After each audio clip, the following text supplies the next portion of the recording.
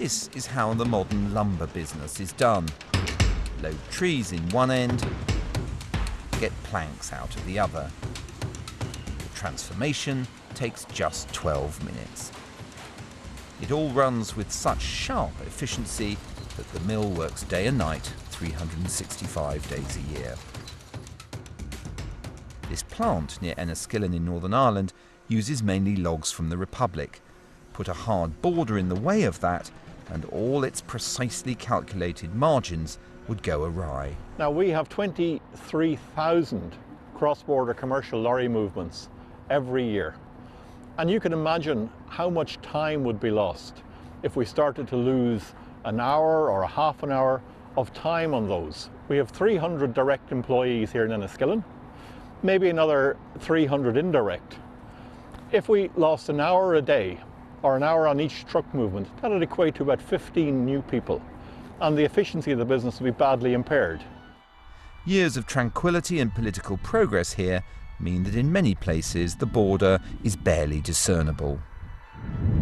So we're on the road here to Clonus in County Fermanagh, and this road actually passes the border 4 times in the space of 10 minutes.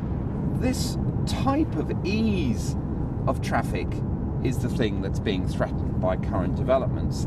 So back in the Troubles, the army closed many border crossing points, and people who want the border to carry on working in this very unrestricted way say that if measures are put in place to control it again, whether that's remote control cameras or customs officers, those could easily become the focus for protest or even violence by those opposed to any tightening of control.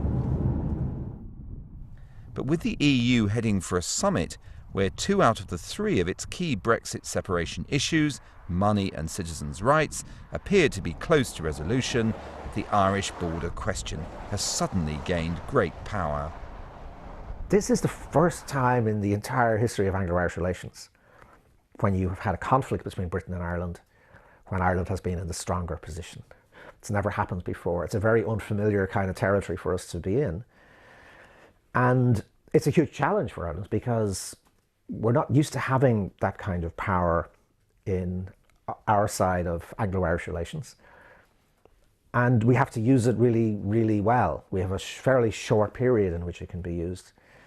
And if it's used badly, it's a disaster for Ireland, but also for Britain, and that's no good for any of us. And if Ireland takes too strong a line and contributes to a disorderly Brexit, one without an agreement, its economy would suffer heavily. Any sector or any company that has, supply chains that span the north and south. So there are a lot of complications for firms, which I think they're beginning to grapple with and beginning to look at in a more granular sense as they prepare for Brexit. But these will have real impacts on companies and potentially will be very disruptive. In Dublin, politicians want maximum concessions for business while keeping peace in the form of the Good Friday Agreement intact. But if their favoured solution, retaining Northern Ireland as part of the EU's customs union, is to take flight, loyalists in the north will have to be convinced that that's not pushing them towards a united Ireland. The constitutional position can only be changed if there's a referendum on a united Ireland, and that's contained in the Good Friday Agreement. And of course we're campaigning for that. We want to see that referendum and we want to win that referendum. And this is just a practical measure. So what can the UK say, short of keeping the North in the customs union, to convince Ireland it should allow Brexit talks to move on?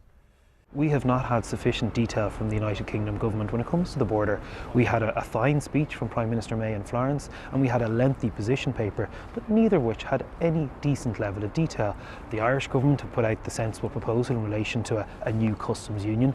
We want to make sure that we have something similar, or at least as advanced, from the UK government.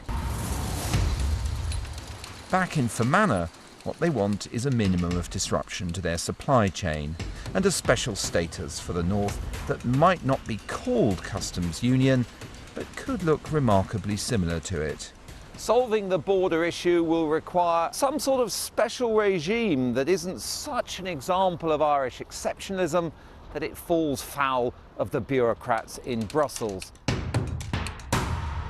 Ireland is using its window of opportunity to press the UK for answers, but with wider EU-UK agreement apparently close, the pressure is being felt on both sides of the Irish border for a workable roadmap to solve their issues.